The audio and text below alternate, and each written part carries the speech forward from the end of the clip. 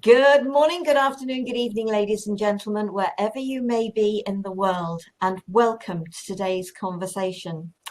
Yeah, there are only two of us today. For some reason, we haven't got Enolia, and after all the technical issues last week, it might be technology because I know she got the invitation to join us live. So at the moment, you have got just myself and Enolia's invited guest, Infinity. Now, let me get this right. Anahata Love. Correct. Infinity, thank you so much. I'm going to say us because we're still hoping Enolia will join us. So thank you for agreeing to do this. Oh, it's an honor. Thank you for having me. Thank you. It's a real pleasure. The topic of this program is letting go of the past. Which, I think Enolia, Infinity and myself feel very strongly about in our own unique ways. So I really do hope that Enolia gets to join us for this. But Infinity, I think the sensible thing for us to do is to start with share a little about yourself and why this particular topic, because we, as I've said before, we ask our guests to choose the topic. Why this particular topic sort of speaks so loudly to you. Okay, yes, I would love to tell you a little bit about myself and why I chose this topic. I'm in my mid-40s. I live in the southern region of Utah, and I'm originally from Southern California. And I had a very unique upbringing with two parents that were never married, being a half-sister and the eighth child in my family. So there was a lot of different dynamics going on. And so at this time, I'm happy to be what they call the oracle in my family. I do a lot of crystal gritting. I do a lot of chakra healing work. And the reason I picked this topic is because I feel like this is a topic that hangs most people up. I think that everyone goes through a phase in their life where they must let the past go in order to be present and to create the future that they truly desire. So that was a big reason why I chose this topic, because until we let the past go, there's really no growth to be had. And absolutely. I mean, I've heard sort of people say it isn't about sort of trying to sort of push it away so much as I don't know if we're getting some lag. We are, absolutely. We're getting a few issues here, so we'll do our best with this. So sorry if I interrupted. I apologize because there was, okay. You're fine. Because I think it is about, for me, it is about becoming aware of the past, being able to acknowledge the past, hopefully heal the past so that we can let it go and that it is no longer interfering with our life today. Yes, I 100% agree with that. There was many periods in my life where I was stuck. I would say that was the best word I can use, is stuck, because I was so preoccupied with what people had quote unquote done to me. Well, look what they did to me when I was, a child, and look what, this relationship this person has done to me. Well, look at this friend and they've betrayed me. Look what they've done. And, I just can't go on because of all these things that were done to me. And the reality, that's just called so what? Everybody goes through something where someone is going to be the villain or someone's going to be the perpetrator of something in your life. And, it comes down to, what are you going to do about it? Are you going to let that hinder you in moving forward? Or, as you said before, are you going to take the necessary steps to heal? and move forward, because it's up to us. It doesn't matter what anyone's done or didn't do. It's up to us. And our story can be very powerful in our future, but it's a matter of how do we wish it to have that power? The power to stop us from living, or the power that really supports us to say, this is my life and I am going to live it. And I spent nearly 40 years as a people pleaser. And so the trauma of my childhood, absolutely, the power it had over me was to keep me stuck. But when I got the chance, that wake-up call that supported the start of my healing journey, my story is now the power that supports me to bring the energies that I bring. So it has power over you. It's just, what power do you choose to have it over you? That's such a beautiful point. You know, in my growing up stages, it was a very hectic upbringing. And, you know, coming from a broken home, as some might call it, there was a lot of confusion, and there was a lot of uh, abuse. There was a lot going on, neglect. There was a lot happening. And, you know, by the time I was probably about 12 years old, I'd run away, and I was on a milk carton and all this fun stuff. And, you know, I was just so broken for so long. And alcohol came into the mix, because in my mind, in my young adolescent mind, that's how I was going to numb myself from the pain and all the things I didn't like and I didn't want to experience. And so with that said, it created a ripple effect of addiction to alcohol in my life. That was a very rocky road. It was horrific, to be honest with you.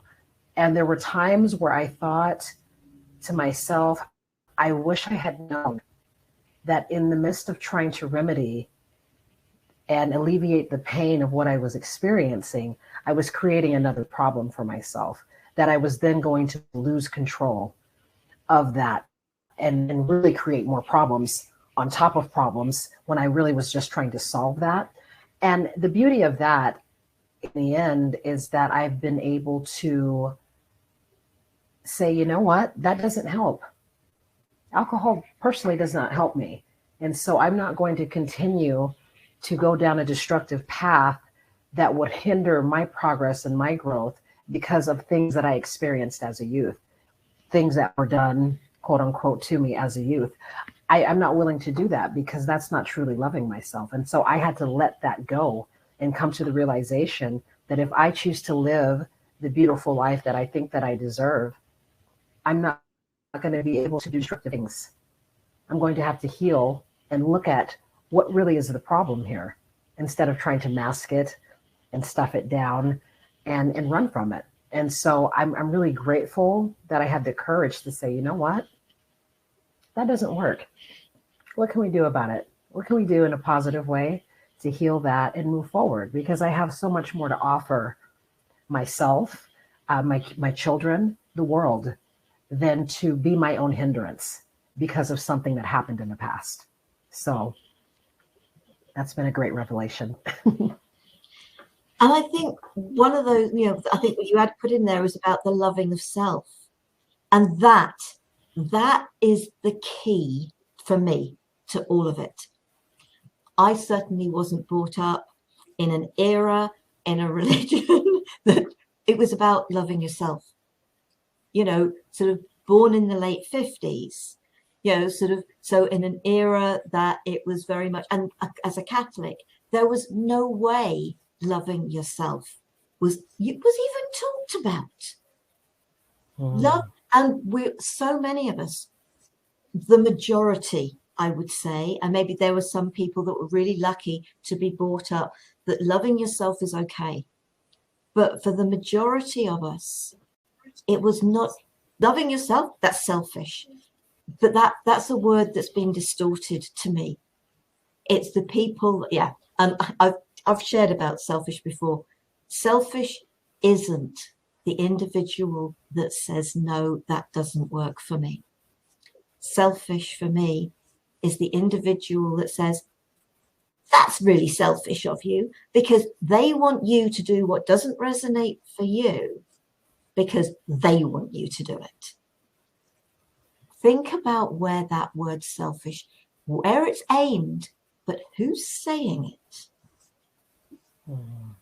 Because we say this all the time, sort of listen to yourself, listen to others, be aware of what's really going on. But it is about loving yourself and realizing that you are the one in control of your life. It may not feel like it at times. It may feel like what they call Hobson's choice, that you think, is this or that?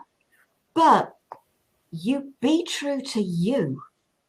And it's not easy to go from a people pleaser where you're constantly saying yes and thinking about everybody else, and you certainly don't even come bottom of the list. You're way beyond bottom of the list. But it's about, it's okay to say no. Yeah. No to others and yes to yourself. And that's what many of us who've gone through these things that have happened to us. But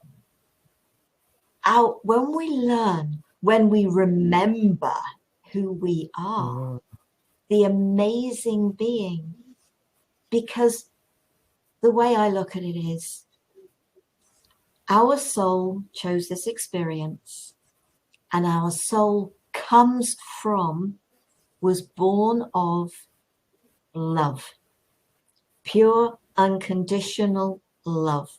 Our soul is connected to source, whatever you perceive source to be.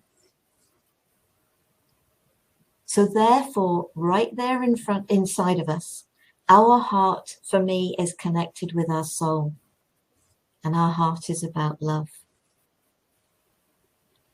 So we are meant to be, because we are beings of love. And that love has to start with us, with the care.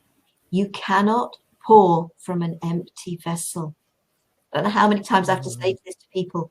Take the me time. Because if you don't take the me time, you'll be the person that passes before the person you're caring for. It's so important for each and every one of us to take that space, whether it's a walk in local woodland or down to the beach, or whether it's go and have a massage, whatever it is, go and read a book. Take the me time and learn to be at peace with yourself. And there's a lovely little quote, and it's got a little Tibetan child, and it's, when you are friends with yourself, you are never alone.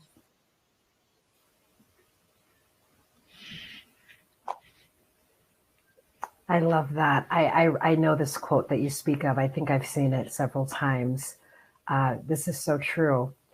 And I love what you had to say about selfishness, because, I have discussions with some friends and I say there's a healthy amount of selfishness is healthy. It's healthy to be selfish within a balanced type of way, because I used to be a yes woman myself. I mean, I do everything everyone wanted me to do, and all my things would be on the back burner, and I would be so frustrated and so resentful to others because I was doing all these things. And, I desired to help, but I was hurting myself in the process. So it wasn't helping at all. And, we are love. That is absolutely what we are. And that is absolutely where we come from. And, source, infinite creator, great spirit, there's many names that so many people have for for the source of our existence.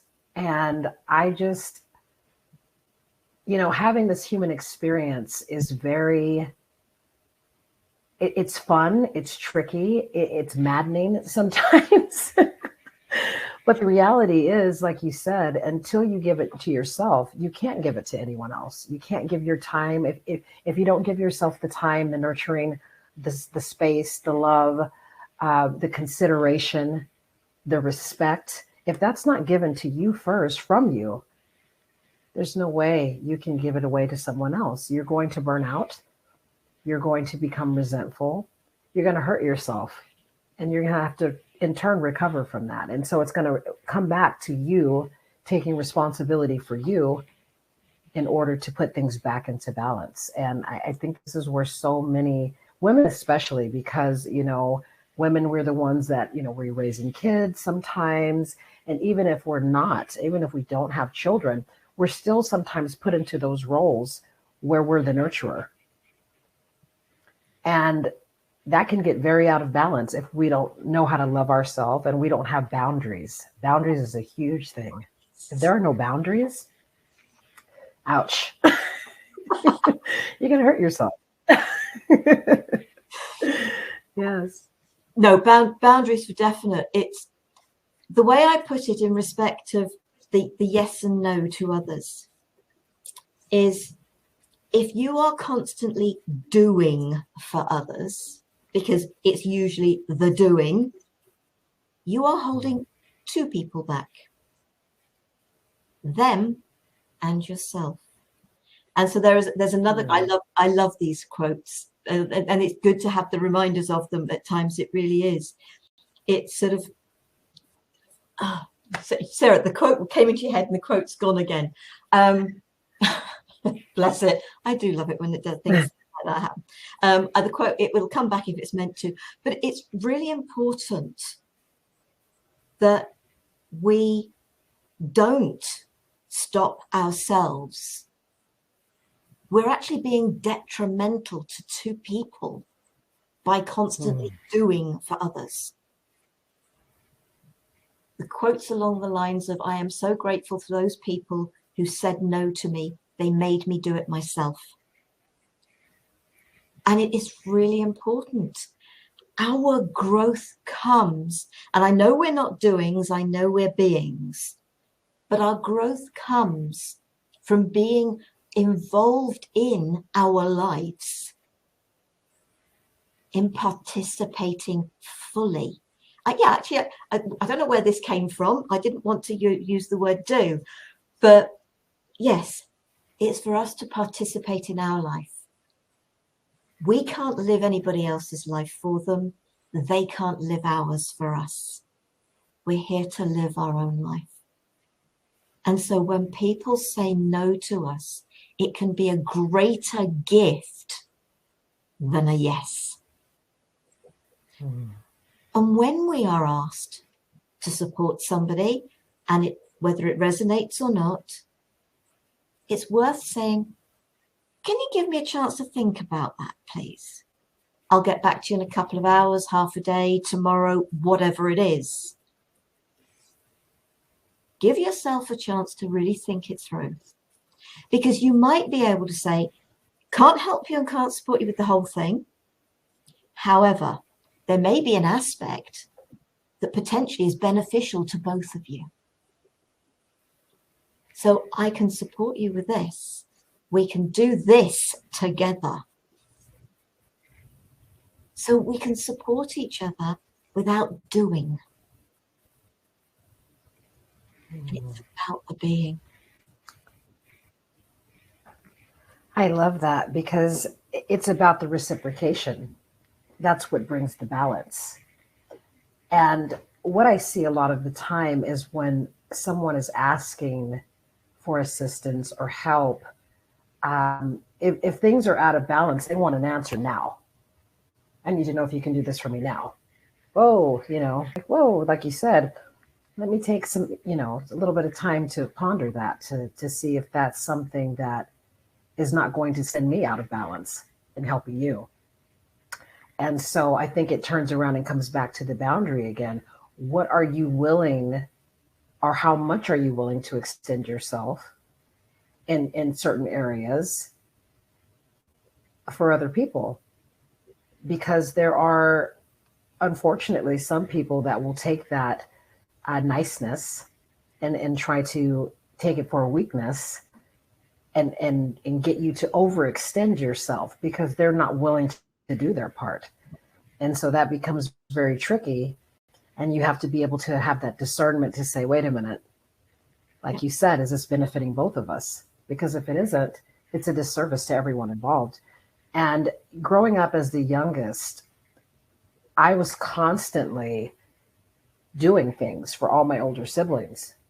Even when, I had homework assignments and I had things that I was responsible to get done, it was so important for me to show up for them that I wouldn't show up for myself. And then as I got older, I said, wait a minute. When they ask me to do things, I'm doing all these things for them. But in turn, when I ask for assistance or help, they have no time for me whatsoever. This is not making a lot of sense. So I had to finally say no. I had to finally say no. And it was really difficult because being the younger sibling, I wanted to please them. I wanted them to be happy with me. I wanted them to love me. I wanted them to acknowledge me. And I wanted to be on their good side. And I realized at a point that that the person's good side that I deserve to be on is my own. Because when I'm resentful of myself, because I'm overextending myself to help someone else who would not do the same for me, that's a problem. That's an internal issue that I had to work out within myself, because that was going to keep me stuck if I continued with that behavior. And then I would not be able to move forward in my life and do the things that I deserve to do for myself. And so I always tell people that no is a full sentence. If you say you say no to me, it's really not my concern as to why. I don't need to know that. No means no. And it doesn't have to be something that you internalize and take personally. No is just no. And that's okay. We don't have to make it something more than what it is, because it's just a person with a boundary that just no. It's just no. Yeah. And we don't. That's fine. And we really don't have to explain ourselves. No. We can if we choose. But if we choose to just say no, well, why? Well, it doesn't matter what the why is. The answer's no. And I'm not going to make an excuse. We don't have to make up a story, because how many of us, when it's just like, no, we've had the courage to say no, but then we think, oh, we better make up a really good reason as to why I can't. It's just about, you can't because it's your boundary. Right. Yes. That's Angel, all it needs to be. Angel, Angel just says, thank you, beautiful ladies, for this podcast. I'm not sure I'd call it a podcast, but you know what? If that's what you want to call a podcast, that's fine by me. I don't. Thank you. But isn't that just it? It's, what are you hearing? With luck, we've got Enolia. Hiya. Yes. Hello. I'm so sorry. No internet. None. Oh my God. I just had 3 people work on this for me, and I'm being hotspotted. So yes. Excellent. Oh, yay. Excellent. Well, as you guessed, we've started. So wonderful to have you on, Infinity. So beautiful to see you, Sara Jane. And I'm sorry for interrupting. So let's continue on. Well, Enolia, I suppose if you've got a question you would like to ask Infinity, please do. And we've got a couple of, beautiful to see you, dear. I can't. Yes, Nia Queen. All right. Nikwi is saying how beautiful it is. And it's beautiful to see you and hear from you too, Nikwi. Wonderful. And beautiful, beautiful Infinity, who brings so much experience and love to the table and light and just eloquence in all that she does. And I'm just so excited to have you on here. And we're talking about letting go of the past. And I guess my question to you would be that in all your experience, knowing that we have troubled ways of letting go of the past, what is it about the human being that always has to repeat scenarios in order to try to let go? What is it that makes us repeat and have to go back through it again and again? Because we don't seem to let go one time. We want to hold on to that past. We want to hold on to that circumstance. We want to hold on to that hardship. And there's something within us and that just doesn't want to let go. What is it that you would perceive and how would you assist someone like that? Oh, this is a lovely question. Thank you, Enolia. I what comes to the forefront of my mind is the ego. The ego wants to try to figure out how can I still do that and not get, and not have to be stalled. How can I still do that thing that I really want to be doing and move forward in the process, even though every other time I've tried it that way, it never worked before. It wants to just say, well, let me see if I can get around that, over that, under that. And the reality is there is no way to do those things that hinder us and get around, over, or under it unless we choose to take a new path.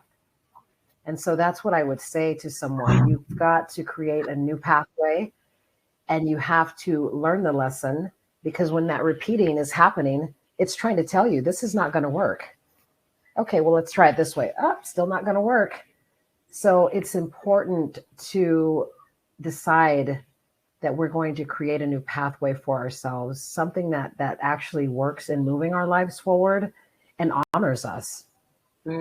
Because doing it that same way and hitting that wall, it's not working. And usually it's causing harm. So what are we going to do to help ourselves and create a path that's worthy of our time, of our attention, and of the energy that we have to give? Yeah. So that is how I would say. Yeah. Thank you. I was sitting here thinking, and then we'll go to you, Sara Jane, afterwards. But I'm sitting here thinking, and I'm saying, I think another added component to that is the fact that we do not like to forgive ourselves. And that lack of forgiveness, that lack of ability to we're quick to say, oh, I forgive it. It's all good. It's all good. But really, when the issue took place, it didn't happen overnight, right? When the issue took place, it usually happens in the buildup of time, because we're trying to let go, and we're trying to let go, and that buildup of, I can't let go, it just triggered me so deeply that I don't want to. That in my heart, I would say that there's a forgiveness component, that whether I need to forgive myself, forgive the people all around me, forgive the circumstance, and that it wasn't within my control. I mean, do you think that there is an aspect of that? And I think I'll go to Sara Jane and we'll come right back to you, Infinity. Absolutely forgiveness. But I think it's also about encouraging ourselves to, like we were saying just now, with the, sort of when somebody asks us to do something and we sort of turn around and say, give me a chance to think about it. But it's when something triggers us, or when there is something, and it's thinking, stop, don't react in the same way you've always reacted. Because by doing that, you are going to bring about the same outcome. It is about encouraging yourself, finding that way when you're triggered to be able to take a step back and look at it from the outside in. And if you like, what suggestions, because I don't give advice, I make suggestions. What suggestions would you give to yourself, to somebody else that found themselves in that position? And take your own suggestions. When I make suggestions to people from my own experience, from what I have experienced, unless of course I suddenly get a download, in which case I know it's for me as well as the other people, because it happens. But it is about that. So it is about being thoughtful, caring, and considerate of yourself, loving yourself enough to say, I've been here before. Reacting without thought, that learned behavior is something it is time for me to let go.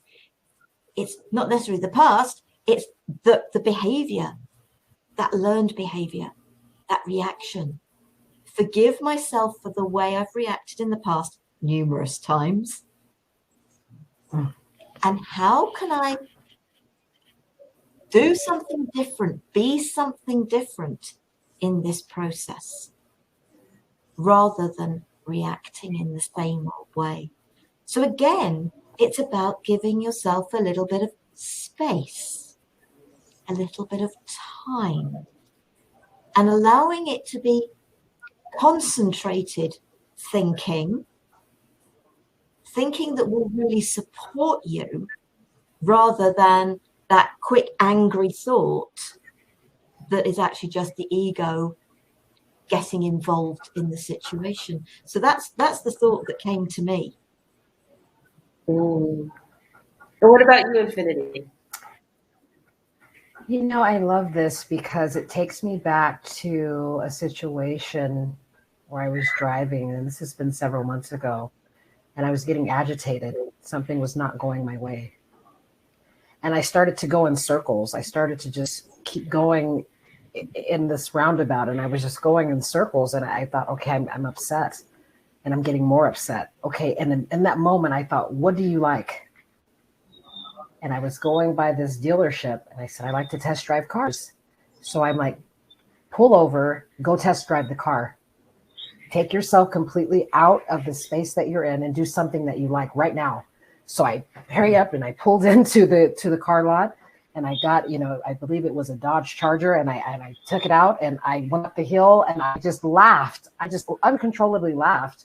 But in that moment, I stopped myself from doing an old habit, being upset and running back to something that did not serve me. I had to think fast. And so I think sometimes we've got to think fast. What do I enjoy? What can I do right now to pull myself out of this space and not do what I used to always do? Because I already know that's going to go bad. That's not going to work. I'm not going to feel good about it. But I can create a new habit right now in this moment from where I am. I just started to look around. What can I do? And that was the thought. And so after I took that drive, and I completely took me out of that space, and I was better. And by the time I got back, there was no issue. And I was victorious because I didn't go backward. And that was a win. That was a big win for me. So I think it's important to ask yourself, what can I do right now? What do I enjoy right now that I can do right now to take myself out of that space so that I don't go backward? Because the whole goal is to move yourself forward and to do what serves you, not what is a disservice to you. So that would be how I handled it that day. And my goal is to continue to handle it that way, whether it's to run outside and go to the park, put my feet in the dirt.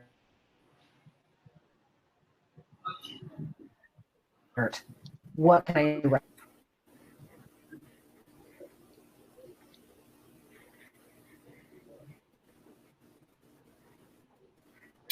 So I want to make sure, because it just froze up on me just a little bit, but I'm here. So I want to talk about the past in another respect. Okay?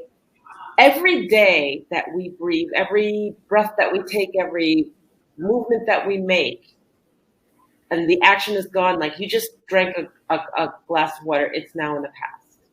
It's gone. It's gone forever. And we know as human beings that we are supposed to live in the moment, that the best is to live in the moment. At least I subscribe to that. Okay. I look at my past and I understand that I'm supposed to. Oh, Oh, we've lost Enolia. I'm sure she will be back. yes, Were, absolutely. were you getting the sense of what she was asking? Slightly. When she says that, drinking that glass of water, now it's in the past. You've had that sip and now it's in the past. And so living in the moment, really, that's really all we have is right now. And I know for a fact that the point of creation is always happening in the now. So to get preoccupied with what happened 5 minutes ago, or to get preoccupied what is going to happen 5 minutes from now, again, is it's really a disservice to us because we can't create from 5 minutes in the past, 5 minutes ago, or 5 minutes ahead. So our power is in the now. And so how we choose to use this now moment determines everything about how life is going to unfold for us. And so the attitude that we have right now, there's a quote, and I can't remember exactly, but it talks about our life being a sum total of our thoughts of the past right now. So what are we thinking now to set up the future that we feel that we deserve to have? And so old thought process and old thinking, I'll call it garbage thinking, is not going to create for us the life that we deserve. No, it's not. It's absolutely not going to. Enolia, you're back. Excellent. Okay. We may or may not subscribe to the past to shape our future. My school of thought on this is that I love to look at my past and I love to glean the lessons from my past, but I don't look at my past to shape my future. I really look at my past to learn the lesson in the moment. I really feel that our moment, our present moment, and what we've learned in terms of lessons from the past, but working with who I am here and now is what is supposed to shape my future, and not necessarily my past shape my future. Because if my past shapes my future, then what ends up happening is that I'm potentially destined to repeat some of those mistakes again because, oh, I did it like this in the past. So, got to be easy to do it this way in the future. Oh, and when I did it before, it was so easy. I just, take it off and repeat that again. But the whole thing is that when we walk that walk and we made that mistake or we learned that lesson, or even when we did it in the past and it was really hard, there's something we're supposed to glean from that and then just have it. And then working with who I am here now, how would I approach it anew? So what's your kind of take on how to use your past in terms of as we navigate through life? And whoever wants to take that first can. Infinity. I love that.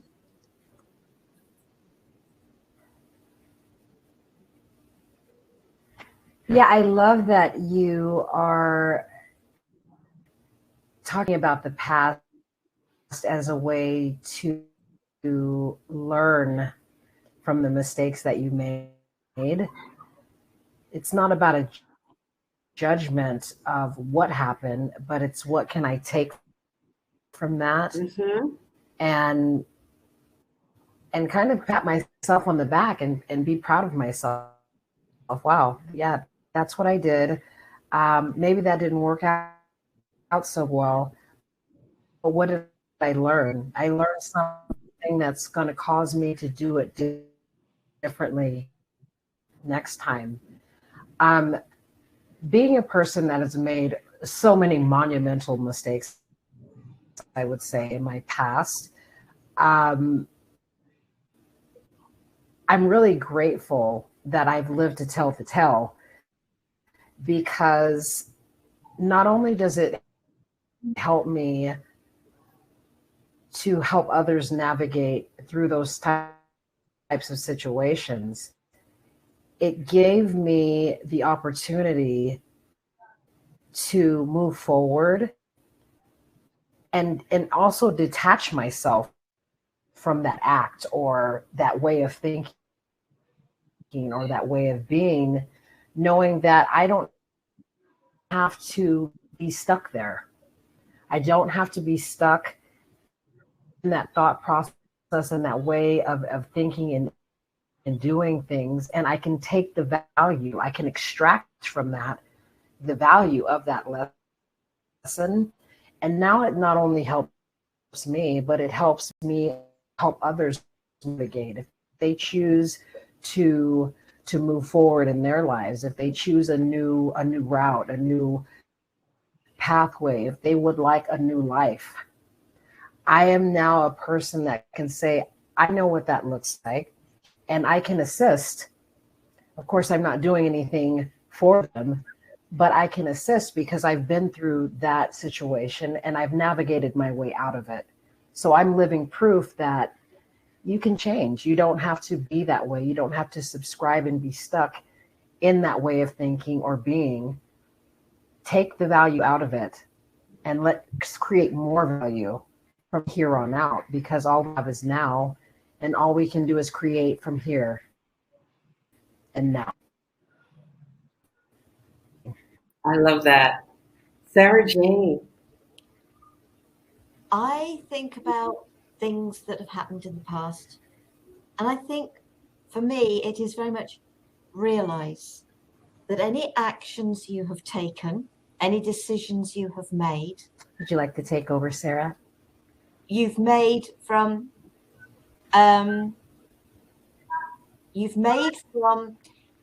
with the knowledge you have at that point in time. You can only ever make a decision with the information and the knowledge you have at the time. And you can make your best decision at that point in time. Once you've made that decision, you've taken the action, you will hopefully learn more. It's about, is it really about forgiving yourself for not knowing what you didn't know at the time? And if you hadn't taken that action, if you hadn't done what you'd done, you would never have learned what you didn't know. So everything is a gift. And if we can view things as a gift and learn from them, not even forgiveness needs to come into it, because we have done the best we could at the time with the information and the knowledge we had. And if anybody judges us on that, they had a different knowledge, different awareness of things that we didn't. But we've had the courage of our own convictions to say, okay, fine, I need to take a step forward. It might have been a skew-if step, but if it was, it was. But if we learned from it, that's the important thing. So is there ever a mistake? I'm one of these people who think, no, there's no such thing as a mistake. Because if we don't make that move, we can't learn. We can't know what else is out there. It's a gift. And I know it's not easy to always look at it that way. But it's another way to view it. And Gypsy says a lesson I learned was I cannot change my past. I can only change how I react to it today. Thank you for all this discussion. It's very enjoyable. And we've lost Enolia in the process. Oh, so any comment, Infinity? Yes. I love that. Thank you for your comment, Gypsy and Yakui and Angel. I agree with you. We have to call it something. And so making mistakes, right? As we were discussing earlier, it's all prerequisites.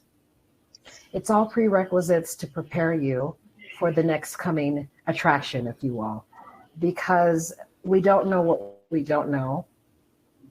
And when we do, the idea is to do better based off the information that we have. It doesn't mean that we always get it right the first time.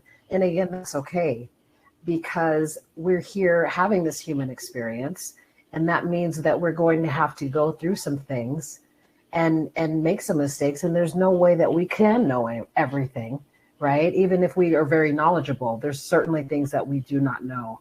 And I think it's important, honestly, to make mistakes, because I think it's a part of the learning process, obviously.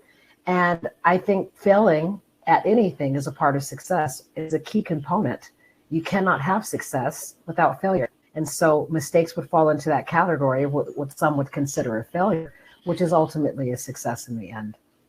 So that's how I look at that. Yeah. Enolia. So we all go through a certain amount of trauma in our past. There's not one of us who can say that we haven't. And when I look at that, I think one of the key things that we should discuss is how to find the gift in the trauma that you have in the past, because some people are going through it right now.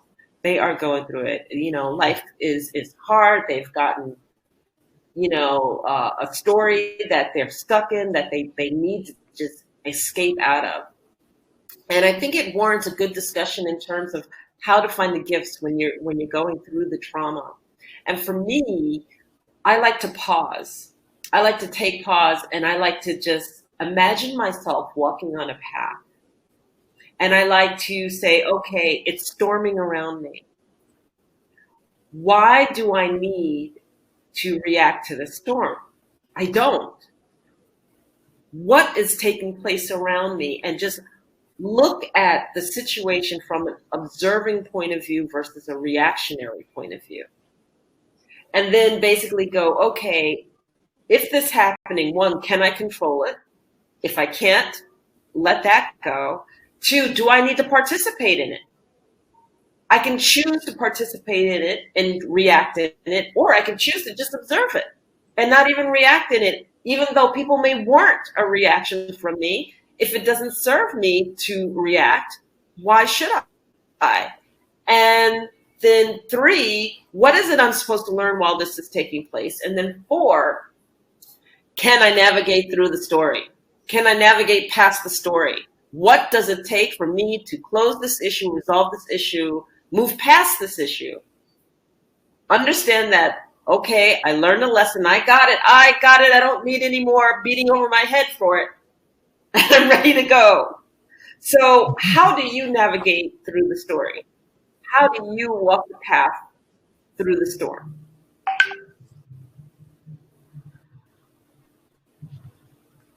Sometimes in silence. So that's a thought one. Because I I used to be so reactionary. I used to think I had to have a response and defense to everything someone was saying, and it was all about me, and I had to defend myself, and I had to let them know I wasn't going to take it, and I had to do all these things. So I thought at the time, but what I realized is that released a lot of premature adrenaline. That got me very upset and physically very in an uncomfortable space. And so as I learned to step outside, and this is something I've learned from you, Enolia, so thank you. Step outside and take a look at what's really happening. Because if I'm emotionally vested and I'm emotionally involved in the situation, I can't see it for what it is. I can't see it. Seeing my stance on it because of this emotion that I have. Now I've just made this whole thing mine, and it's not mine. Usually it has nothing to do with me. Usually what someone else is doing and saying 9 times out of 10 has nothing to do with me whatsoever. So am I going to make that a part of something that now belongs to me? It's not very wise to do that. And every time I've ever done that, it's caused me more problems than necessary. So it's important for me to be quiet. A lot of times now I will just be quiet so I can see what's really happening. I will withdraw my emotions from the situation so I can go, what is actually happening here? Because as soon as I get vested, I can't see. It's almost like my blinders are on and I can no longer see what's happening. And so to navigate through that in silence and non-emotion. So taking the silent witness to it the next level, because anything else, everything is going to be blurry. And so we need to see to navigate. And so that's one way that I go about it.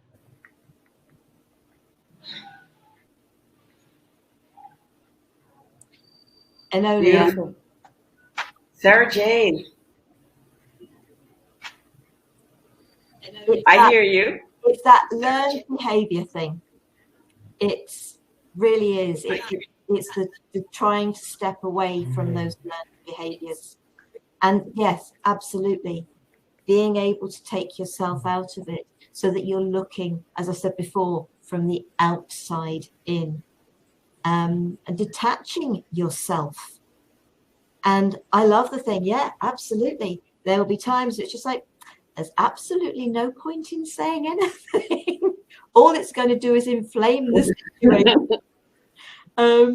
And so, yeah, I agree wholeheartedly. Enolia, back to you. So I'm sitting here listening to this, and I kind of want to make a statement, and I want thoughts and opinions around that statement. But when I look at our emotions, and there are many of us who, as women will say, we're very emotional beings. I really find my emotions to be a distraction from the point. And a lot of us like to lead with our emotions. And part of that coming to peace and coming to silence is to let go of that emotional state and to basically just be at peace. And then again, coming back to that, being the observer. And I find that when I do engage with the emotions, I end up going on a roller coaster in the story, okay? Because my emotions are high, they're low, they're sideways, I'm angry, I'm not angry, I'm indifferent, blah, blah, blah, blah, blah. And then I find that I expended so much energy with all of that, and all I had to do is sit back and just watch it unveil. And if I had just sat back and watched it unveil, I could have saved myself a lot of an emotional roller coaster and engagement that just at a certain point doesn't serve me. And I don't want to say that emotions aren't important. Yes, they are very important. But I think that we need to be aware that when we are in our emotional state, that it can be a major distraction from the point. So what are your thoughts on that? I'm just throwing it out there. Okay, I'm going to say it's a distraction. Oh, go ahead, Sara Jane. I'm going to carry on Infinity because obviously we've got huge delays here. So carry on Infinity. I feel, thank you, Sarah. It is a very big distraction. I used to live my life from an emotional standpoint. That's how I lived. Everything was emotionally high. And I noticed that I lost a lot of time that I could have been in solution finding mode, time that I could have actually resolved things was expended on these emotional highs where the drama got so out of control that it took longer to come to a solution. It took longer to come to a balance because the emotions were just out of control. So when you're in that state, you're then attracting other individuals who live that way, who respond that way. And it just makes for a big, big mess. I think that emotions can be a huge distraction because if you can quiet yourself down and look at the situation, what it is, solutions can be found. Then you can move on to the next phase of whatever that might be. But when you're in an emotional state and things are, bumped to zero, from 0 to 100, and then you've got people around you in that same space, you're not going to be able to solve things from a logical point of view. I'll pass it over to you, Sarah. Thank you. I suppose my thought was, I'd actually prefer to use the word feeling. I know what you're saying by emotions, but how is this making me feel? Why am I feeling this way? If you go back to that word trigger, what is triggering me? So it is about taking that step back. It is about becoming aware of yourself. And not the self of past, the self of now, but the self of past. What happened in my past that caused me to be the way I'm being, to react the way I'm reacting? Because there is a trigger. If it's triggered you, something has happened in your past. And I've had that happen. I've had it when I've suddenly thought, oh wow, that happened when I was a child. Then that happened when it came to the start of and causing my healing journey, and setting me on that right path, that path of my healing journey. And those things happened. And why did I feel the way I felt? Because that was triggered from what happened to me as a child. And sometimes we don't understand that at that point in time, but we can look back and we can understand the gift that our past gave us. And then we can step outside of being affected by the feelings other people cause in us. Because actually, we've learned to love ourselves enough that we don't necessarily anymore have to be triggered by others. And it's back to loving yourself enough to realize that all the love you need is right there inside of you. And your past is a gift. Enolia. We've got an awful lot of background noise coming from somewhere. Yes, I know that we're I know that we're coming up on an hour, and I really would have loved more time with Infinity. But I want to ask this one last question, which is that what advice would you give to the person who is stuck in the story of the past and are just circling as a coach, as a person who just knows this? Because I know that you know this really well.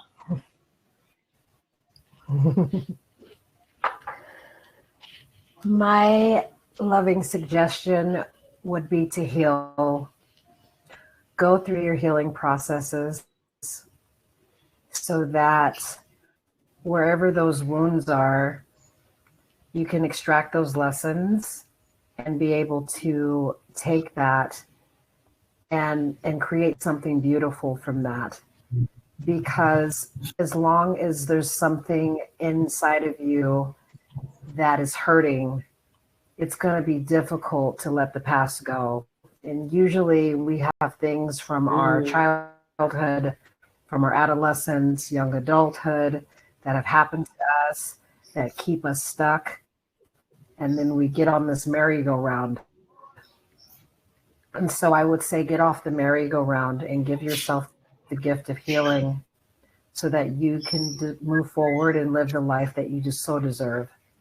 Because life is really beautiful.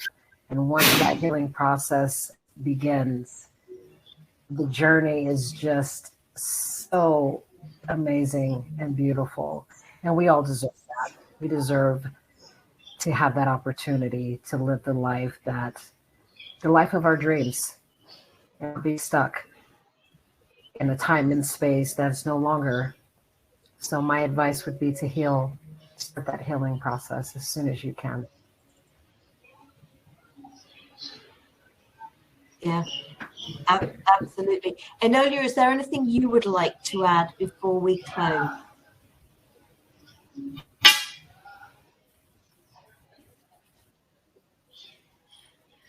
Enolia, can you hear me?